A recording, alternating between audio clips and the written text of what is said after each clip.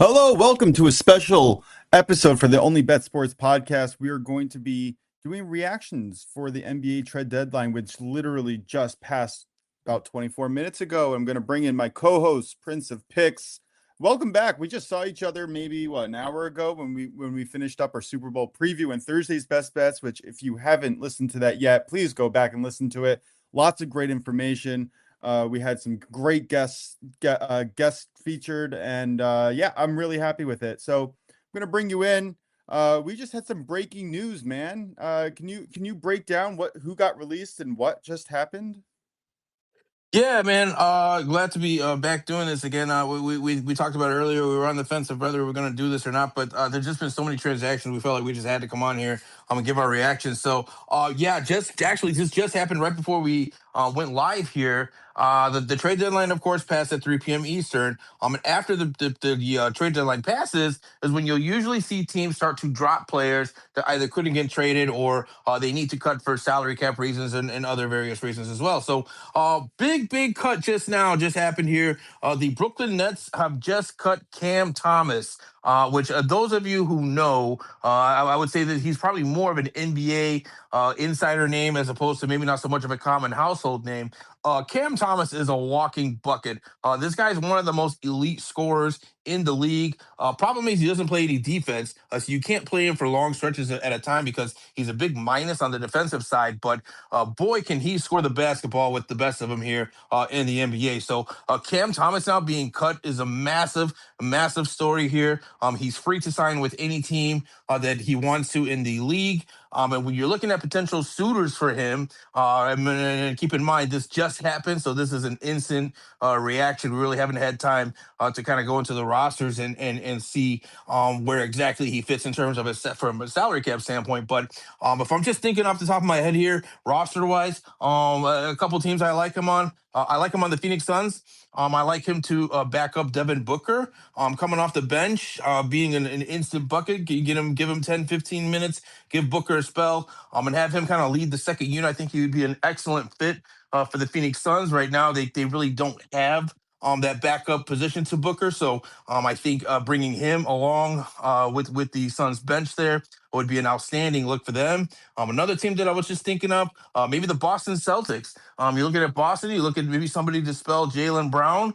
Give some quality minutes. Give some instant scoring off the bench. Boston, of course, a championship contender. So I think anytime you could add somebody like Cam Thomas, again, you're not asking for much from him. Limited minutes, but he can score and fill up that scoreboard. It doesn't take him long to do that. So I like him a lot in Boston. Another team I was thinking of here, the Miami Heat. Can you imagine Cam Thomas on the Miami Heat, a team that plays the most fast-paced pace of play in the league? Bringing on Cam Thomas with that type of up-tempo style, I think would be perfect for him. I find it hard to believe how you would kind of outscore the Miami Heat just based on their offensive output that they've been putting out this season. So you adding Cam Thomas to that, I think, would be an elite addition on the offensive side. Of course, when we're talking about Cam Thomas, we're only talking about the offensive side. So you are losing on the defensive side, but you know what? You got to score points to win games. It's kind of what we're seeing here in terms of the league and sports in general. So points are starting to win championships more so than defense. And so I think anytime you can get an opportunity to add an elite scorer like Cam Thomas, I think you have to go for it. And of course, the Lakers are probably going to be in contention. I know the Lakers prior were kind of rumored to be interested in Cam Thomas. This was a while ago, maybe around the beginning of the season. There were some rumors and some links with Cam Thomas potentially going to the Lakers. I don't know if for him that's the best suit or the best situation for him because again, it's just I don't know where the Lakers are in terms of a realistic championship contender. So if I were him, I'd probably stay away from the Lakers. But yeah, I mean, I can't see honestly. He would be a welcome addition to any team. I think anybody could use an instant bucket in this era of the NBA. So yeah, I thought that was just a massive story that we needed to kick off with.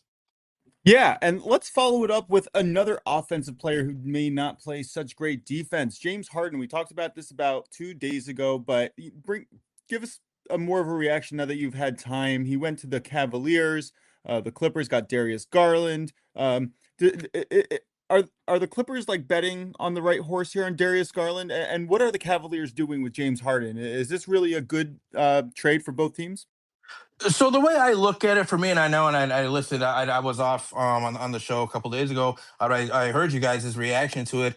You guys seem to be a little bit against the Cavs on this one, and I respect that opinion. But for me, I kind of like it for the Cavs here. I mean, they're getting a player in James Harden who's been actually on fire this season. He's been playing some of his best basketball that he's played in his entire career. Now you could say maybe you're getting him at the peak, and it's only going to go downhill from here. It's always a possibility. Maybe he's plateaued already, but until I see that, I'm going to continue to think that James Harden is going to be consistent. Obviously, one of the best players of all time, and he's been just really good scoring the basketball. He can score with the best of them. His assist ratio has been outstanding. He's great at playmaking. I think with Jared Allen and Evan Mobley on the Cavs, you're going to see a lot of lob city action with those two guys. You're going to see a lot of easy buckets for them. And I like him playing alongside Donovan Mitchell. I think those two will complement each other very well. I don't think you're going to see much in terms of needing to integrate James Harden into this offense. I think he's pretty much a plug and play kind of guy, just because of how much of a great playmaker he is. So for me, the Cavs were just sitting there with Darius Garland, not knowing when he's going to play, if he's going to play in and out of the lineup. I mean, just so much inconsistency with Darius Garland. And the Cavs are definitely in a win now situation. So I think adding a player like James Harden, going for it all right now, I like it a lot for the Cavs. And if I'm the Clippers, obviously I think the Clippers kind of see the writing on the wall. Now the Clippers have been playing better as of late, but I think when push comes to shove here, they obviously think that they're gonna hit a wall at some point, and they're gonna need to get younger, and might as well trade one of your best assets while he's at his peak, so that you can get the most for him. If they waited, and Harden did hit that wall, you might not have been able to get a player of Darius Garland's quality. So I think that's probably the way the Clippers look at it. Excuse me one sec. But anyway, yeah. So I mean, if you look at the Clipper side of things, they need to get younger. A very veteran team. Like I said, they've been hitting their stride recently, but is that going to be consistent over the long haul throughout the playoffs? History would probably suggest that it's not going to be. So for the Clippers getting Darius Garland, look, it all depends on if he plays. It depends on his health situation. When he's healthy, when he's playing, he's one of the best guards in the game. He's showing that he was outstanding in the playoffs a couple of years ago with the Cavs when he was healthy. But his big issue right now is staying healthy. So it's a gamble for the Clippers, but I think it's a gamble that they had to make. And they also made another trade recently, which we'll get into maybe in a little bit here, to kind of expand on that theory that they're trying to get younger and looking more towards the future as opposed to now. No, tell us about that trade, Ben. Just bring us right in. Yeah, so just recently, this was one of the later trades that just happened before the deadline. A pretty massive trade here. The Clippers sent Ivica Zubac over to the Indiana Pacers, and in return, the Pacers send Benedict Mathurin, who was the main name in this trade, a couple other role players, and they also got a lot of picks. They got 2 first-round picks, and a second-round pick as well. So the Clippers got a haul for Ivica Zubac. Now they are going to lose something with Zubac in terms of his interior presence, but again, this is a sign that they're not really interested in going for it now. That they're looking more towards the future. Benedict Mathurin, an up-and-coming young rising star, very much another one of these elite scorers who can get hot at any moment, kind of a microwave scorer in Benedict Mathurin. And then of course they're getting these draft picks, which is obviously signaling that the Clippers are looking more towards the future. So for that one, I like it a lot. For both sides, actually, I think the Clippers, in terms of their rebuild, is exactly what they need. They need young players and they need draft picks. And then when you look at the Pacers side of things, adding Zubac with Halliburton when he comes back, you got Pascal Siakam, and then they're going to have a draft pick, their own draft pick. And this is the interesting part of the trade, is that the Pacers will keep their first round draft pick as long as it is 1 through 4. If it's 5 through 9, then they have to give it to the Clippers. So what does that mean? That means the Pacers are going full tank mode. They are going to intentionally lose every single game that they can so that they can assure themselves a 1 through 4 spot, which would guarantee that they would keep their pick. If they win too many games, they're going to lose that pick. So they don't want to lose it. You can say what you want about the rules. It's probably something that definitely needs to be addressed going forward in terms of the NBA. I mean, we can't keep incentivizing teams to tank and lose games on purpose, but the way the rules are set up, that's just how it is. So you can expect the Pacers to completely fall off a cliff here, and really not just lose games, but intentionally try to lose games. I think organizationally, that's absolutely what's going to happen. Yeah, that sounds like a Game of Thrones-esque deal where you're like, "All right, we're gonna get your guy, but you're gonna tank, and you're gonna for sure tank, and you're gonna give us a better spot, for this year." But let me get into the next trade that I really wanted to talk about. This one, I had to double check to make sure it was real. Anthony Davis was on the move again to the Wizards. What is going on over there? Did the Mavs just give up?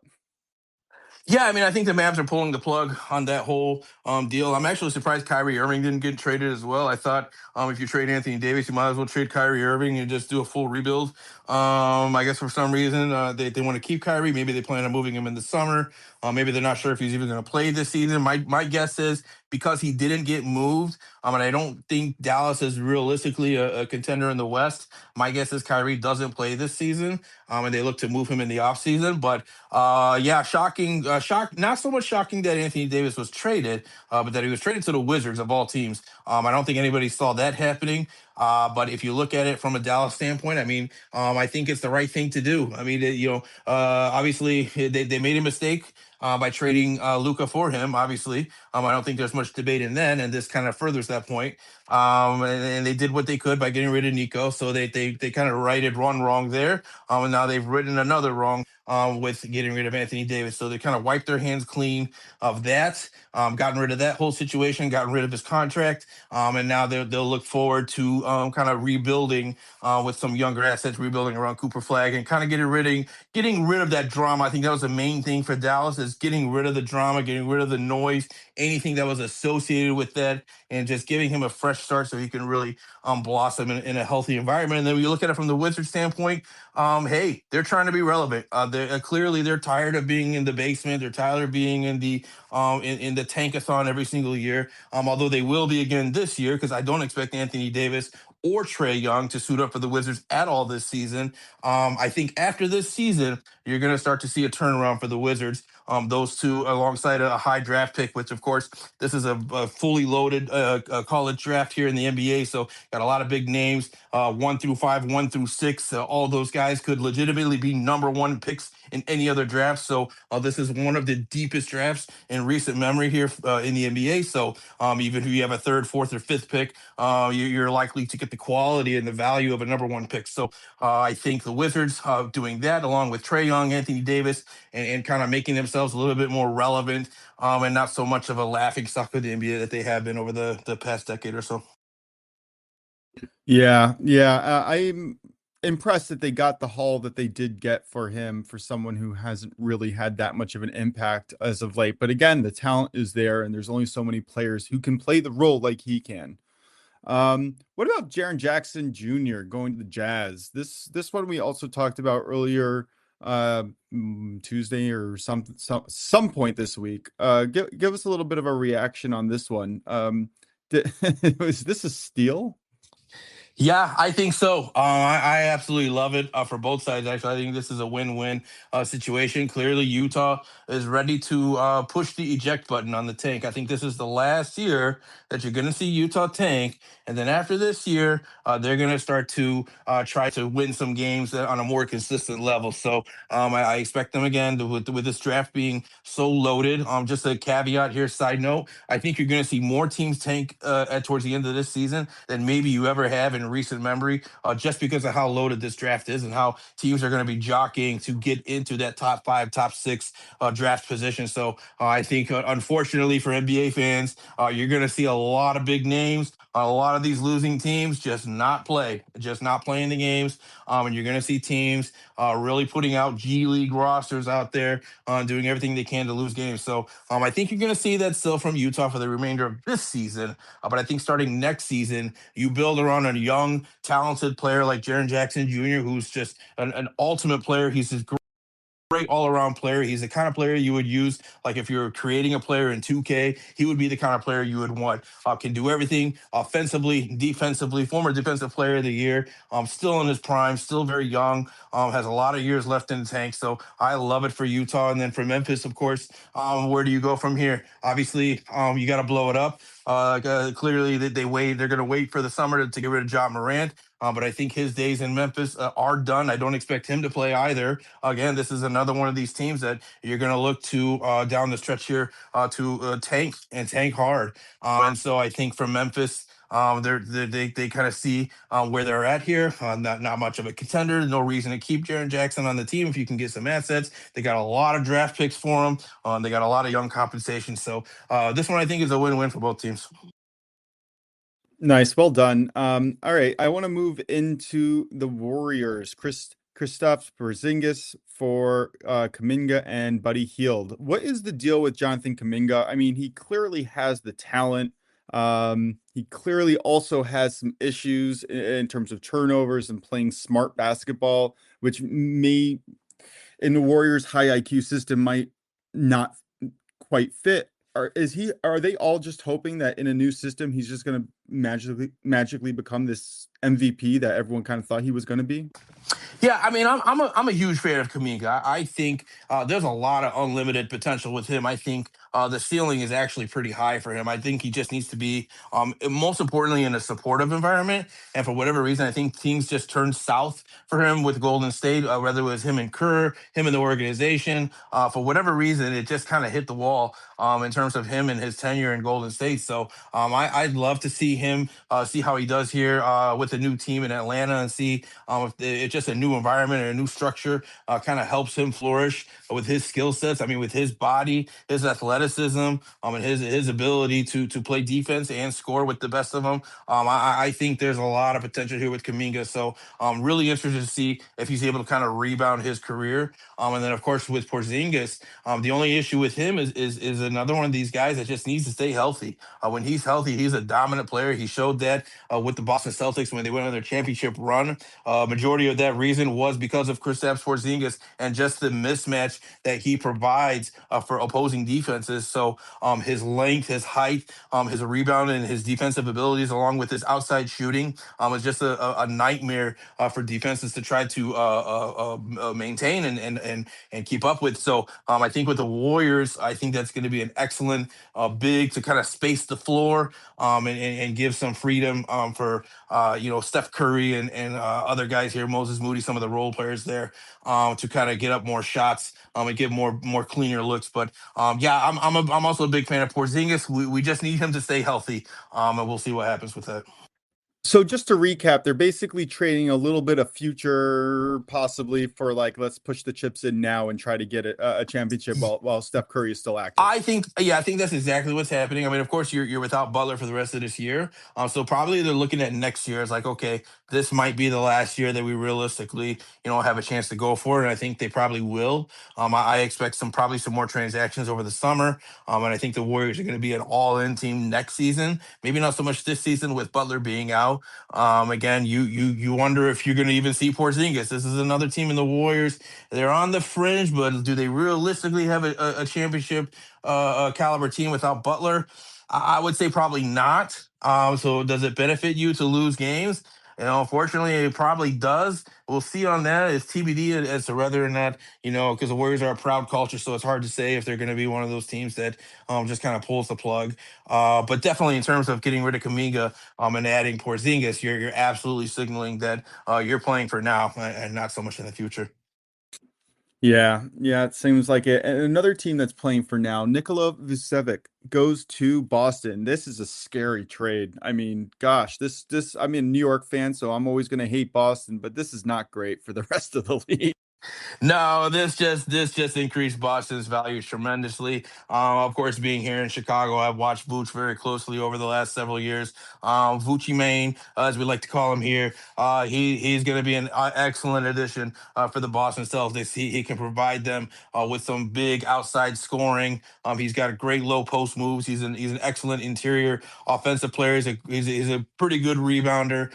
His defensive ineptitude will hurt the team at times. times, but I think what he brings on the offensive side is going to outweigh whatever defensive deficiencies he has. And of course, you still have Kata on the Celtics, who can kind of make up for some of the deficiencies. Kata, of course, an above average defender, in my opinion, for the Boston Celtics. So, yeah, I love this for the Celtics. I think they absolutely got better. Of course, they got rid of Anthony Simons, who has been having a great season, but they don't really need him. They got enough wings, enough guards on that team where they'll be fine without him. So, I think in terms of the Celtics making a championship run, which crazy to say that without Tatum, that this team is just they just keep rolling, and we'll see if Tatum even comes back at all this season or not. But in any case, I think the Celtics are on a roll here, and in a really good position to make a solid run into the playoffs. And then when you look at it from the Bulls side, I mean, there's just so many trades for the Bulls. The Bulls have traded nearly 75% of their roster, which is just absolutely unheard of. I mean, if you go down the list of all the players that the Bulls have traded, it just there's almost nobody left. So we'll see. Anthony Simons, is he a long term answer? Not sure. He'll get some buckets for the Bulls throughout the rest of this season, and we'll see how it goes with him in terms of if he's a player that the Bulls want to invest in going forward. But for Yeah, the yeah, but for the sorry. Bulls, yeah, no, but for the Bulls, I think just to touch on the Bulls, and I know we'll probably touch on the Bulls more because they've made so many trades, but I think the Bulls' direction right now is two things, or actually three things, I would say. One, you want to get expiring contracts because you want to get under that cap space for the summer. Two, you want to get young talent that you can build around, and three, you want to get a high draft pick, and so you want to stock up on draft picks as well. So I think the Bulls, again, another team that's going to be tanking, but they have collected a huge amount of draft picks, a lot of them being second round picks, but that's okay because when you're trying to rebuild, the picks is what's going to help you the most. That's how you get talent at a cheap value. So I think that's kind of the Bulls' angle right now is they're trying to get young, expiring contracts, and they're also trying to get draft picks and stay under the cap. Yeah, this is reminiscent of this past year in the MLB where you had the Minnesota Twins just basically fire sale the whole team. And they were like, we're going to keep you, and the rest of you can go. There was a number of players, Kobe White, Mike Connolly, Dalen Terry, Kevin Herter. There's just so many names. If you just want to wrap up on what the Bulls have traded away and who they're going to, we could start with Ayo Dosunmu, who got traded to the Minnesota Timberwolves, which I think is a fantastic it's a fantastic ad for them. I think that's really going to help them. Yeah, absolutely. I like Iowa here. He's been a great contributor here for the Bulls over the years. So Minnesota is definitely getting a quality player with him. And again, the Bulls they're just trying to stock up on draft picks and young expiring contracts. So a win-win for both. When you're the Bulls here, I mean this is the right way to blow up a team. If you're gonna blow up a team, this is the way to do it. So I've been very critical of the Bulls front office over the past years, mostly for just being dormant and having a lack of ambition. But finally, we seem to be turning a page here. They finally seem to be kind of closing the door on whatever window they thought was there. They can see that it's not there, and so we're getting rid of everybody and just stocking up on draft picks. And really looking forward towards the future. Are the Bulls here? So love it in terms of for the Chicago team. Then also we look at Mike Conley. He's another interesting situation here. He's actually eligible to re-sign with the Minnesota Timberwolves because the NBA rules, per the NBA rules, if you are traded twice, you are eligible for re-signing with the team that you were originally on. So, of course, he went from from the Wolves to the Bulls, and then the Bulls traded him along with Kobe White over to the Hornets. The Hornets are expected to drop him, cut him from the team, so he will be a free agent. And because he's been traded twice, he'll be eligible to sign with any team. But I see him going right back to the Wolves. I don't see why he wouldn't. Seems like a perfect fit. There's nothing to suggest that the Wolves don't want him. So I would strongly expect to see Mike Conley back with the Wolves. If you look for any other teams, it's hard to tell. Maybe the Lakers. Lakers are always a name for veterans. But for me, it's Wolves far and away the number one destination for him. Yeah, a lot of those aging superstars like to go to LA or Miami so that they can live out the rest of their career in nice warm weather.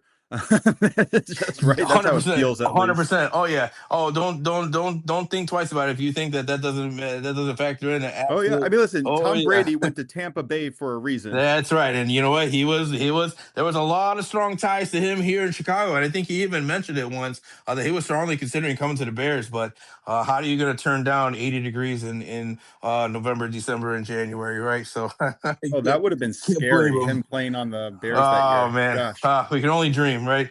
Maybe we would Uh, have won our Super Bowl then. I don't know. your dream is my nightmare, buddy. um, uh, what else do we got here? Oh, Jose Alvarado to the Knicks. That's going to be a really nice and enthusiastic boost to their bench. Do you want to talk to us about that for a minute? Yeah, I love it. I absolutely love it. I'm a huge fan of Jose Alvarado's game.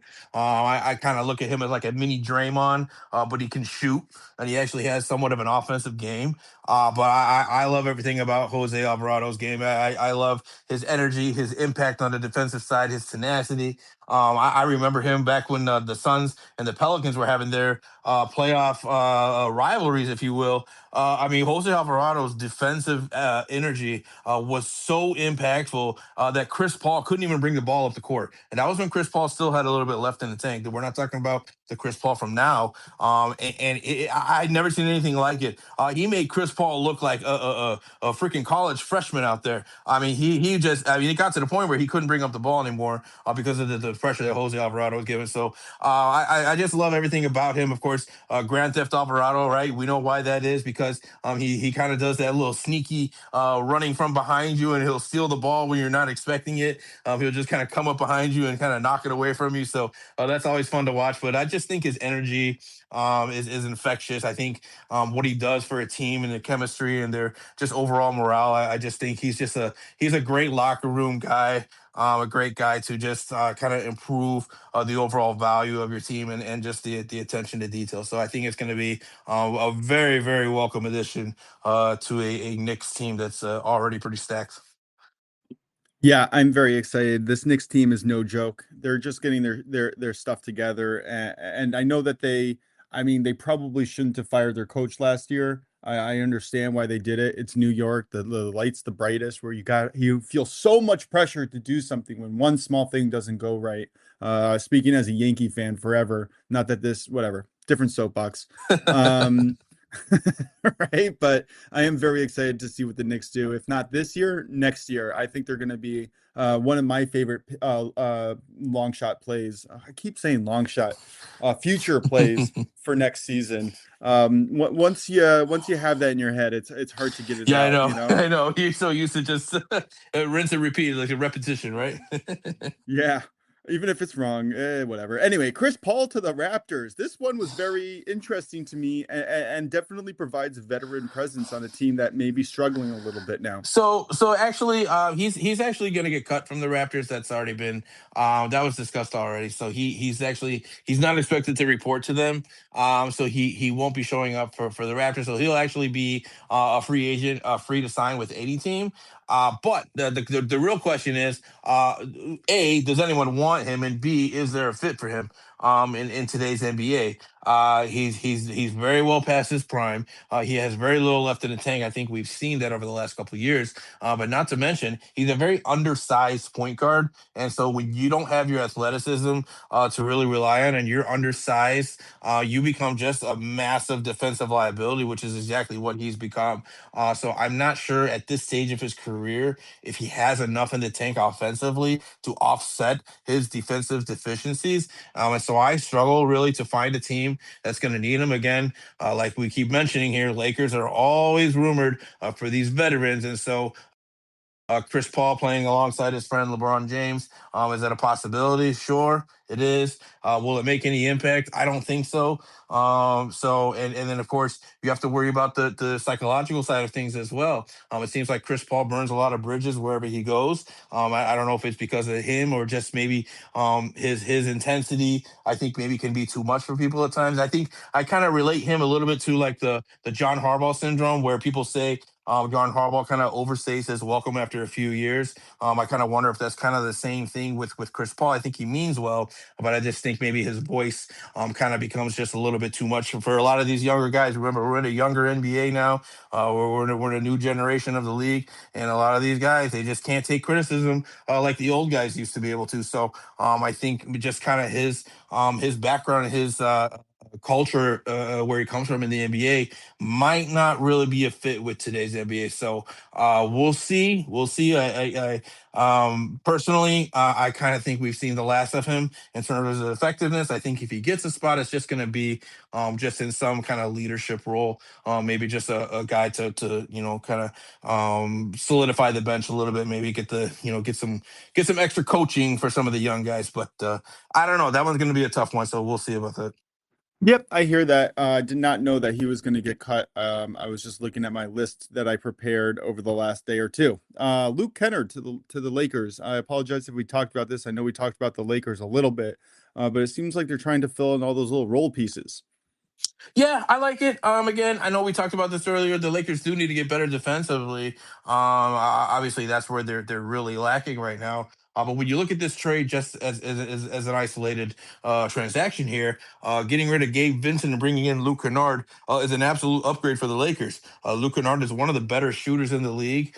He's pretty consistent in terms of his health, and so I think playing alongside Luka, you can never have too many perimeter shooters. You look at the Luka when he was with the Mavs and they made their finals run. The reason they did this is because they had a lot of great outside shooters. You had Dorian Finney-Smith, you had Maxi Kleba, you had guys who could light it up from the outside when Luka got in the paint. Of course, the defense is going to collapse on him, and he's very good at finding those perimeter shooters. So I think getting Luke Kennard on this team to fill that void that really Gabe Vincent wasn't filling for the Lakers, I do think it's a plus for the Lakers on the offensive side.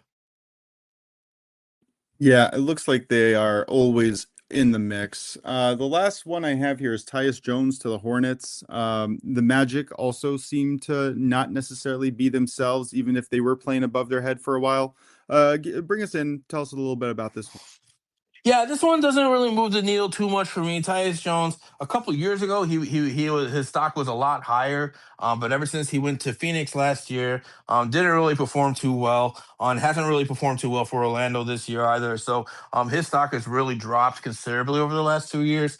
He was at one point looked at as one of the more elite and upcoming backup point guards, but for whatever reason, he's just really taken a major step back over the last 2 years in terms of his production. So Hornets getting him.